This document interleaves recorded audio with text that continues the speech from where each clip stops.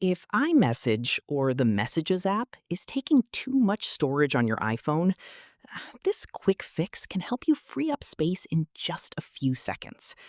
A lot of users don't realize that old messages, photos, videos, and attachments inside iMessage can slowly use a huge amount of iPhone storage over time.